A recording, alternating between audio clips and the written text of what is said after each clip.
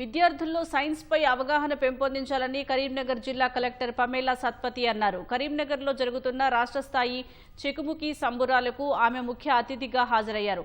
3 రోజుల పాటు జరిగే సైన్స్ ఫెయిర్కు వివిధ జిల్లాల నుంచి విద్యార్థులు పెద్ద సంఖ్యలో పాల్గొన్నారు. శాస్త్ర పరిజ్ఞానం పెంపొందించేందుకు జన విజ్ఞాన వేదిక ఆధ్వర్యంలో నిర్వహిస్తున్న ఈ వేడుకల్లో విద్యార్థులు ఏర్పాటు చేసిన స్టాల్స్ ఆకట్టుకున్నాయి. విద్యా బోధనలో భాగంగానే శాస్త్రీయ దృక్పథాన్ని అలవాటు చేయాలని పలువురు అభిప్రాయం వ్యక్తం చేశారు.